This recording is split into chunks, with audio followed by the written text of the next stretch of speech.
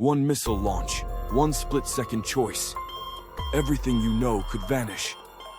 What if Pakistan's hidden nuclear weapons, locked in silos and on mobile launchers, unleashed their fury on India? This is not just a regional conflict.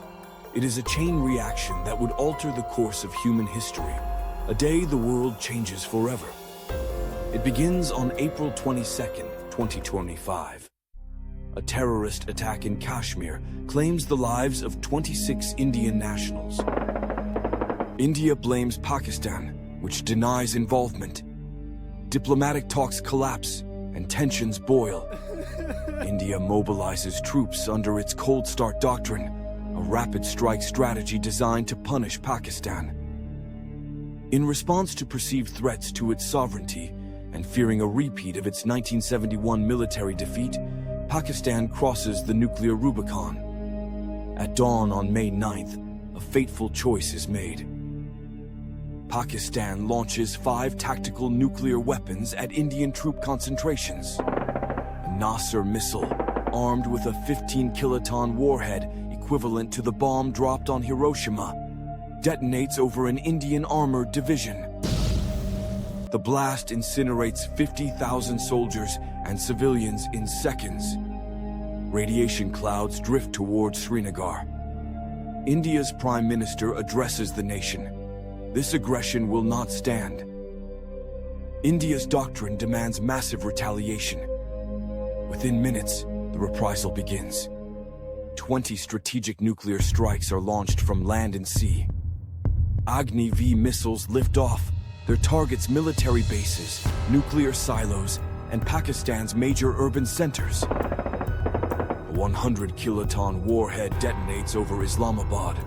The blast incinerates government buildings, the diplomatic enclave, and 1.2 million people. Karachi and Lahore face similar devastation. Pakistan's remaining forces, in a final act of annihilation, launch everything in their arsenal, targeting Mumbai, Delhi, and Kolkata.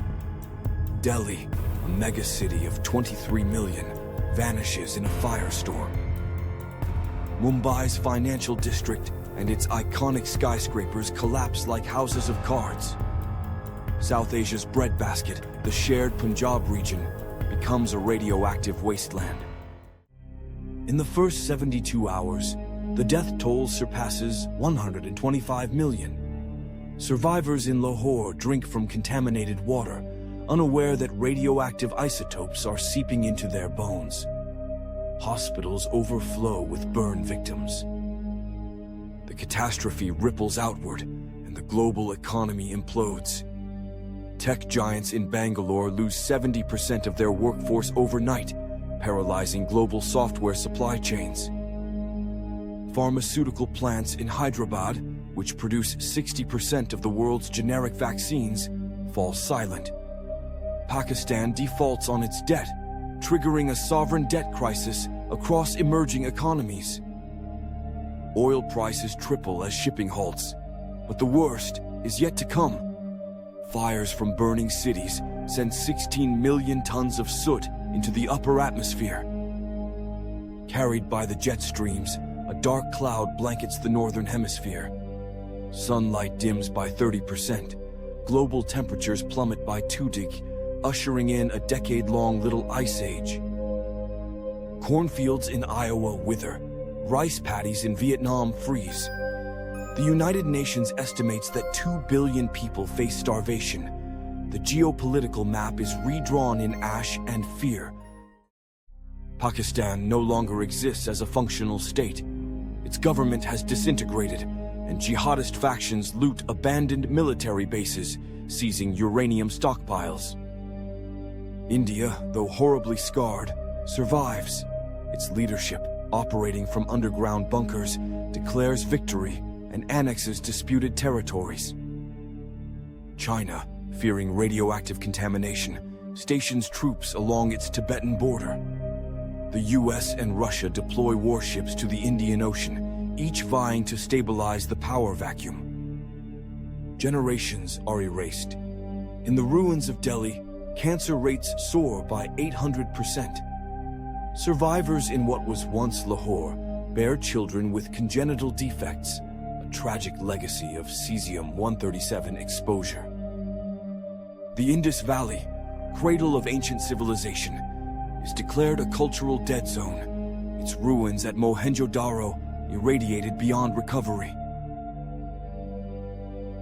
The bedrock of global security for 80 years, nuclear deterrence, is shattered. Iran accelerates its nuclear program, arguing that only the armed can survive.